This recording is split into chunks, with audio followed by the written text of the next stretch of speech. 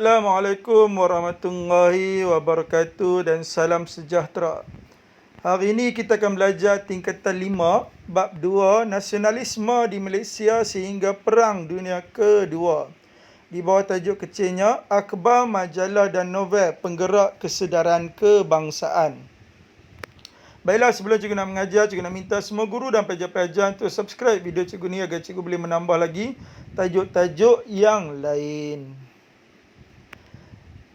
Akhbar. Ada 3 perkara yang akan dipelajari. Yang pertama, nama akhbar. Yang kedua, nama penulis akhbar. Dan yang ketiga, isu di dalam akhbar. Okey, kita lihat satu persatu. Yang pertama, nama akhbar dahulu. Ada 6 akhbar yang utama. Yang pertama, Utusan Melayu. Ingat nak, kalau sekarang dipanggil Utusan Melayu, kalau sekarang dipanggil Utusan Malaysia. Dulu dipanggil utusan apa? Utusan Melayu.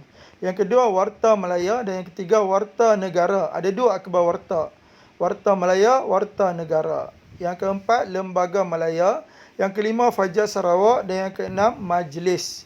Ingat 3 akhbar pun dah sangat cukup. Iaitu, sekarang dipanggil Utusan Malaysia. Dulu dipanggil utusan apa? Utusan Melayu. Yang kedua, 2 akhbar warta. Warta Malaya dengan Warta Negara. Okey, nama penulis akhbar. Yang pertama, Datuk On Jaafar. Yang kedua, Zainal Abidin Ahmad ataupun boleh juga kita tulis sebagai Zakbar. Dan yang ketiga, Abdul Rahim Kajai. Ingat 2 orang pun dah cukup, iaitu Datuk On Jaafar. Sebelum menjadi pemimpin UMNO, Datuk On Jaafar ni siapa dia? Dia adalah penulis akhbar. Datuk On Jaafar dengan Zakbar pun dah sangat cukup. Okey, isu-isu di dalam akhbar. Ada 6 isu yang utama. Yang pertama adalah pendidikan, iaitu sekolah Melayu dinaik taraf nilai ekonominya. Yang kedua, menggalakkan pendidikan untuk anak perempuan. Dan yang ketiga, memajukan pendidikan tinggi untuk orang Melayu. Jadi ada beberapa perkara dalam isu pendidikan. 3 perkara. Yang pertama, sekolah Melayu dinaik taraf. Yang kedua, pendidikan untuk anak perempuan Melayu. Yang ketiga, sekolah tinggi untuk orang Melayu dibina. Isu yang kedua berkaitan dengan bahasa Melayu. Yang pertama, bahasa Melayu dimartabatkan ke peringkat tinggi. Dan yang kedua, bahasa Melayu dijadikan bahasa rasmi dalam pentadbiran British. Yang ketiga adalah isu menyimpan wang untuk tujuan pendidikan anak-anak. Yang keempat, sifat negatif dihapuskan. Ada 2 sifat negatif.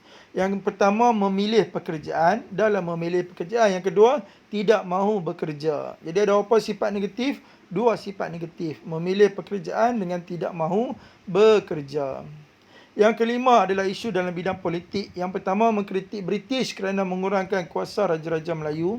Yang kedua, mengkritik Raja dan Pembesar kerana tidak memimpin rakyat dengan sewajarnya. Yang keempat, menolak dasar pilih kasih British dalam pentadbiran kerajaan. Dan yang terakhir untuk politik, menyeru orang Melayu bersatu dalam sebuah pertubuhan kebangsaan. Dalam bidang politik, ingat mengkritik dah cukup dah. Berapa orang dikritik? 3 orang. British kerana mengurangkan kuasa Raja Melayu. Dan Raja dan Pembesar kerana tidak memimpin rakyat dengan sewajarnya. Ingat yang mengkritik dalam politik. Last sekali, isu yang terakhir adalah isu ekonomi. Yang pertama, menggalakkan syarikat kerjasama. Yang kedua, menggalakkan orang Melayu berniaga. Yang ketiga, melarang orang Melayu menjual tanah. Yang keempat, menyeru orang Melayu berjimat cermat. Dan yang kelima, meminta British mengurangkan kemasukan orang dagang. Dalam ekonomi, ingat 3 atau 4 perkara pun dah sangat cukup. Permintaan cikgu, ingat syarikat kerjasama, berniaga, jangan jual tanah dan berjimat cermat. Jadi semua sekali ada apa isu dalam akhbar? Ada 6 isu. Cikgu ulang balik. Yang pertama, pendidikan, iaitu menaik taraf sekolah Melayu, memberi pendidikan kepada anak-anak perempuan dan juga mewujudkan pendidikan tinggi. Yang kedua, bahasa Melayu. Bahasa Melayu dimartabatkan ke peringkat lebih tinggi dan bahasa Melayu digunakan dalam pentadbiran British. Yang ketiga, menyimpan, iaitu menyimpan wang untuk pendidikan anak-anak Melayu. Yang keempat, sifat negatif dihapuskan, iaitu ada 2, memilih pekerjaan dengan tidak mahu bekerja. Yang kelima, isu dalam bidang politik, iaitu mengkritik penjajah kerana mengurangkan kuasa Raja-Raja Melayu. Dan yang kedua, mengkritik Raja dan Pembesar Melayu kerana tidak memimpin rakyat dengan sewajarnya. Dan yang isu yang terakhir adalah ekonomi. Menggalakkan syarikat bekerjasama, menggalakkan orang Melayu berniaga, dilarang menjual tanah dengan menggalakkan orang Melayu berjimat cermat. Okey, seterusnya kita lihat majalah. Ada dua perkara yang akan dipelajari. Yang pertama, nama dan penulis majalah. Yang kedua, isu di dalam majalah. Baiklah, kita lihat yang pertama dahulu. Nama dan penulis majalah. Ada 3 majalah utama. Yang pertama, majalah Guru. Ditulis oleh Muhammad Datuk Mudalinggi, Yusuf Ahmad dengan Muhammad Sidin Rashid. Yang kedua, majalah Pengaruh. Majalah Pengasuh. Bukan pengaruh, tetapi pengasuh. Pengasuh ditulis oleh Datuk Nik Muhammad. Dan yang ketiga, majalah Bulan Melayu ditulis oleh Zainun Sulaiman. Baiklah, seterusnya kita lihat isu di dalam majalah, iaitu 3 majalah. Majalah Guru, majalah Pengasuh, bukan pengaruh. Tadi cikgu tersilap sikit. Majalah apa? Majalah Pengasuh. Yang ketiga, Bulan Melayu. Baiklah, kita lihat satu persatu. Isu di dalam majalah Guru, ada 6 isu kesemuanya. Yang pertama, berkaitan dengan pendidikan anak-anak Melayu. Bila disebut guru, mesti berkaitan dengan pendidikan. Yang kedua, perpaduan orang Melayu. Yang ketiga, semangat cinta negara dan menentang penjajah. Yang keempat, membaiki taraf hidup orang Melayu. Yang kelima, memajukan bahasa Melayu dan sastra Melayu. Yang keenam, perpaduan di kalangan guru sebagai pemimpin bahasa. Okey, yang kedua kita lihat isu di dalam majalah Pengasuh. Majalah Pengasuh ni membincangkan soal pentafsiran Islam yang progresif bagi kemajuan ummah, menggalakkan pendidikan di kalangan orang Melayu, memperluaskan ilmu dalam semua bidang, mentafsir persoalan orang Islam dan gesar orang Melayu menjauhi sifat buruk. Last sekali, majalah Bulan Melayu. Ada 4 isu yang utama. Yang pertama, perpaduan di kalangan guru perempuan Johor. Yang kedua, wanita harus mendapat pendidikan. Yang ketiga, wanita harus jaga kesopanan dengan nilai-nilai Islam. Dan yang keempat, wanita ialah obor memajukan negara. Jadi majalah Bulan Melayu ni berkaitan dengan wanita. Bila disebut bulan, bulan itu cantik. Cantik merujuk pada lelaki ke perempuan? Merujuk kepada perempuan. Ingatlah, majalah Bulan Melayu berkaitan dengan siapa? Berkaitan dengan wanita ataupun perempuan. Okey, seterusnya kita lihat novel. Novel ada 2 perkara yang akan dipelajari. Yang pertama, nama dan penulis novel. Dan yang kedua, isu di dalam novel. Okey, kita lihat nama dan penulis novel dulu. Ada 4 novel yang utama. Yang pertama, Anak Mak Lela Gila ditulis oleh Ishak Haji Muhammad. Yang kedua, Putera Gunung Tahan juga ditulis oleh Ishak Haji Muhammad. Yang ketiga, Melur Kuala Lumpur ditulis oleh Harun Aminur Rashid. Dan yang keempat, Keris Melaka oleh Ahmad Bakhtiar. Okey, isu di dalam novel kita dapat lihat dalam 4 novel yang utama tadi, iaitu Anak Mak Lela Gila, Putera Gunung Tahan, Melur Kuala Lumpur dengan Keris Melaka. Baiklah, kita lihat satu persatu. Yang pertama, Anak Mak Lela Gila dulu. Bila disebut Anak Mak Lela Gila, Anak Mak Lela ni gila nak apa? Gila untuk menentang penjajah oleh anak muda tempatan. Ya, kenapa anak muda? Sebab dia adalah anak Mak Lela. Jadi dia orang muda ke? Orang tua orang muda. Jadi semangat menentang penjajah oleh anak muda tempatan. Hargai warisan bangsa sendiri, cintakan tanah air dengan tolak kesenangan demi maruah bangsa. Yang paling penting pelajar kena ingat, Anak Mak Lela Gila ni dia gila nak apa? Gila untuk menentang penjajah. Kenapa dia gila nak menentang penjajah? Sebab dia cintakan tanah air dengan dia menolak kesenangan demi maruah bangsa. Dia nak mempertahankan maruah bangsa. Okey, yang kedua adalah Putera Gunung Tahan. Bila disebut putera, putera ni merujuk pada pemuda ke orang tua? Orang muda. Jadi semangat wira pemuda tempatan dalam menjaga maruah bangsa. Selain nak jaga maruah, dia juga mencintai tanah air, bangga dengan kebolehan sendiri. Dan last sekali, seorang gadis tempatan menolak cinta pegawai British kerana tidak mahu menjatuhkan maruah bangsa. Tips untuk ingat Putera Gunung Tahan yang paling penting bila disebut putera. Selalu putera ni handsome ke tak handsome? Putera ni sangat handsome. Jadi bila dia handsome, dia akan menggoda gadis tempatan. Jadi gadis tempatan terima tak cinta dia? Tak. Gadis tempatan menolak cinta pegawai British kerana tidak mahu menjatuhkan maruah bangsa. Selain itu juga bila disebut putera, putera ni berkaitan dengan pemuda yang ingin berjuang mempertahankan maruah bangsa. Kenapa dia nak mempertahankan marwah bangsa? Kenapa dia nak berjuang? Sebab dia cintakan tanah air dan dia bangga dengan kebolehan sendiri. Okey, kemudiannya Melur Kuala Lumpur. Bila disebut Melur sudah tentulah tentang wanita. Jadi isu yang pertama, kebebasan wanita menentukan masa depannya. Yang kedua, wanita pentingkan pendidikan moden. Dan yang ketiga, membuang pandangan negatif yang menghalang kemajuan negara. Dan last sekali, novel Keris Melaka. Bila disebut keris mestilah berkaitan dengan penentangan, iaitu perjuangan menentang penjajah seperti Portugis. Ya, orang Melaka dulu menentang siapa? Menentang penjajah Portugis. Yang kedua, hargai sumbangan tokoh kesenaman Melaka seperti Hang Tuah. Ya, bila disebut keris, siapa pahlawan Melaka? Hang Tuah. Apa kita buat dengan Hang Tuah? Kita menghargai sumbangannya. Dan yang ketiga, sejarah sumber inspirasi untuk mendorong semangat perjuangan generasi muda. Okey, akhir sekali kita lihat analisis dulu sebelum kita masuk kepada latihan. Okey, kita tengok analisis kekerapan bab 2 untuk Kota 2 adalah SPM 2010 sampai 2020 ulangan. Warna oranye itu adalah SPM sebenar, warna kelabu bawah itu adalah SPM ulangan. Tengok dalam SPM sebenarnya untuk bab 2 ni, yang warna oranye atas tu, 2010 naik, 2011 tak naik, 2012 naik, 2013 naik, 14 tak naik, 15 naik, 16 naik, 17 naik, 18 tak naik, 19 tak naik, 2 tahun dah tak naik. 2020 iaitu akan diambil periksa pada 2021 ni, berkemungkinan besar akan naik. Okey, tengok SPM ulangan. 14 ulangan naik, 15 ulangan naik, 16 ulangan yang tak naik. Daripada 17 ulangan sampai 2020 ulangan, semuanya naik.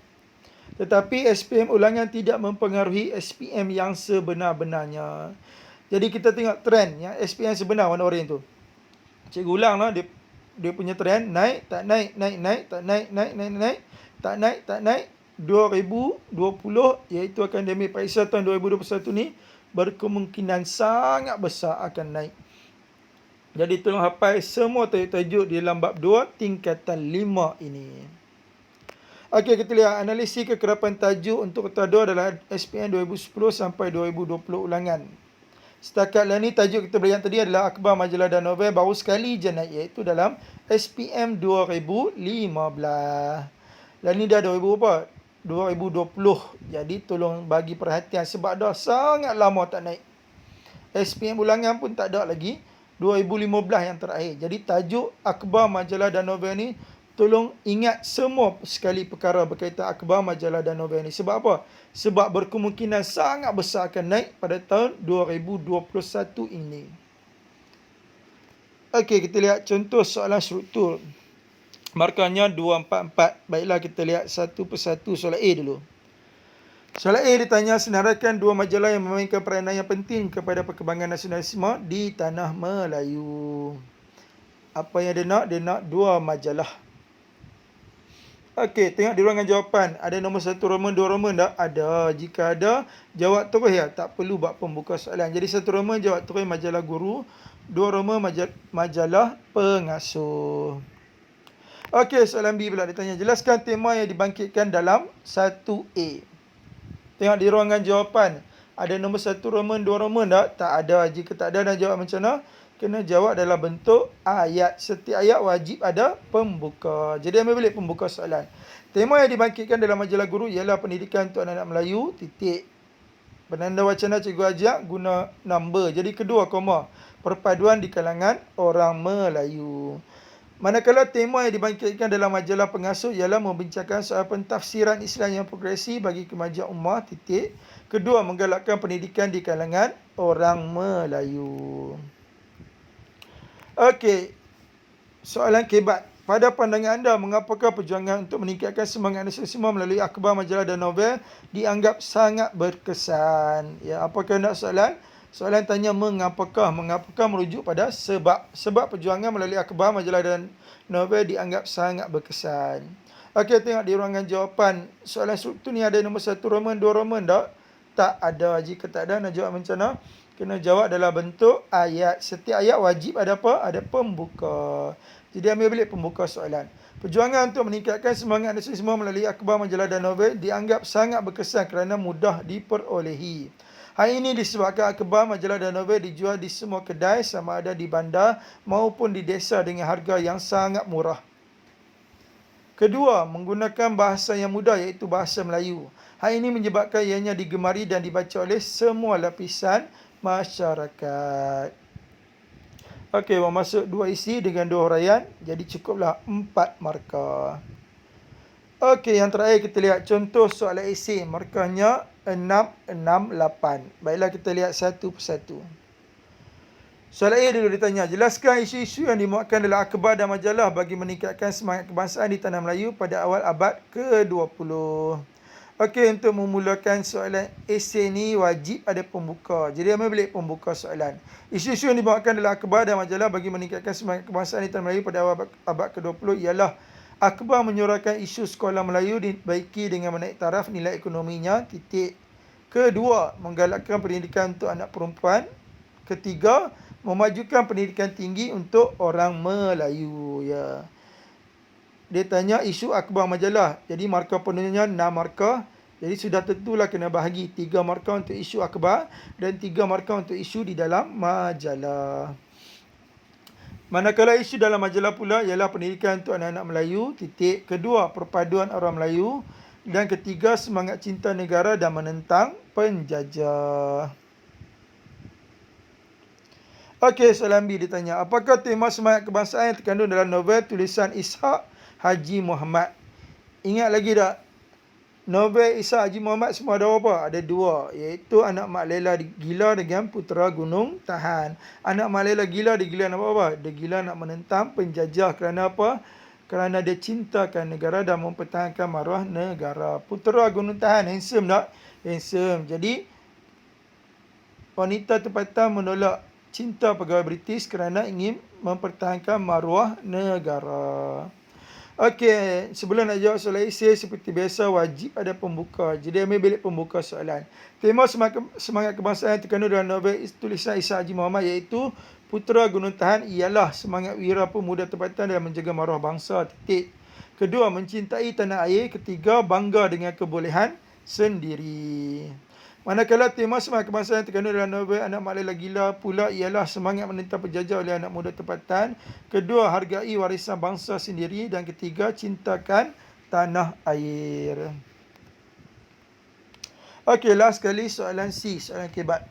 Amalan membaca dalam kalangan masyarakat Malaysia masih lagi rendah. Sedangkan langkah-langkah untuk menangani masalah tersebut.